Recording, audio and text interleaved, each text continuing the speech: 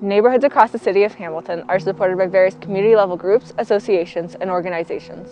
These groups are essential in making our Hamilton communities healthier, safer, and more connected.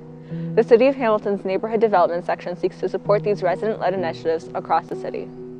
This section is one way the city is working to build a greater sense of community among Hamiltonians. However, in March of 2020, Hamilton entered a lockdown due to the COVID-19 pandemic. Staff members from the Neighborhood Development Section were redeployed to help with the city's pandemic response, bringing their existing work to a pause. This resulted in the section losing contact with local residents and leaders.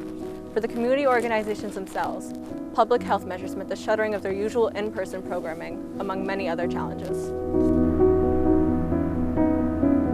As Hamiltonians look towards the future, the city must reform its relationship with these groups and actively support residents and leaders in their community work.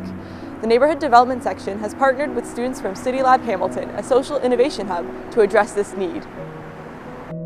The goal of this partnership is to help the Neighborhood Development Section re-engage with residents and identify a plan of action to best support resident-led initiatives in the near future.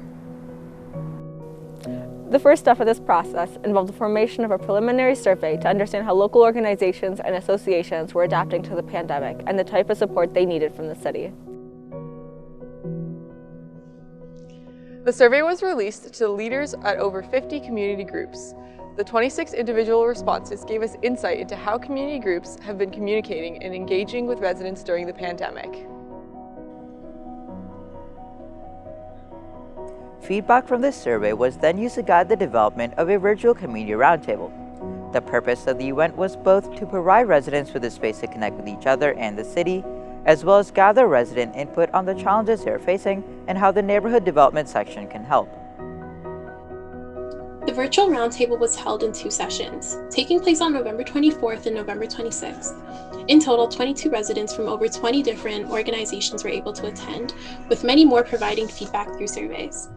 A few key themes surrounding challenges, successes, and priorities emerged from the dialogue. The most significant challenges residents were facing included strained relationships with the city, a lack of resources, and lower levels of resident engagement.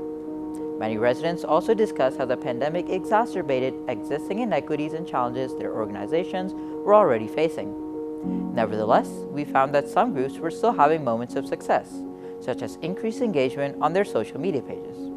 Finally, as the city begins to re-engage with these organizations, there were a few key priorities that mattered most to residents.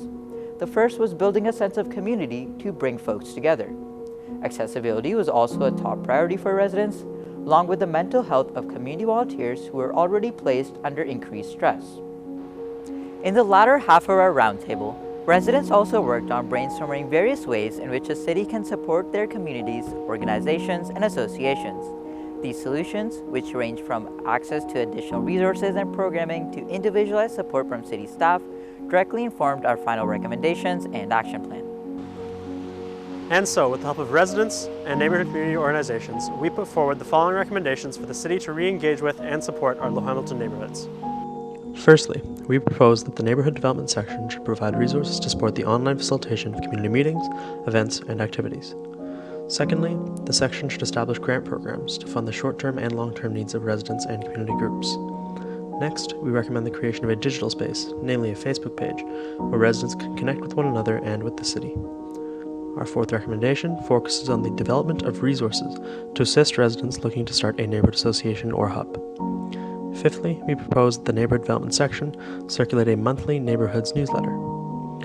And our final primary recommendation calls for the provision of resources for equitably engaging Hamiltonians with limited access to internet or other digital resources.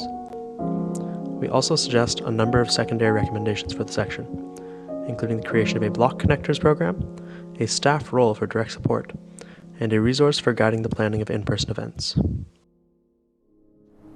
Throughout our work on these recommendations, we have had the privilege of seeing firsthand the importance of community groups in Hamilton. They are essential to building healthier, safer, and more connected neighborhoods for all Hamiltonians. We have also seen the hard work and resiliency of the volunteers that drive these groups forward. It is therefore vital that the city support these community champions as it looks to the future, to ensure the continued growth and prosperity of our Hamilton neighborhoods. To learn more, visit CityLAB Hamilton website or contact Fletcher in the Neighborhood Development Section.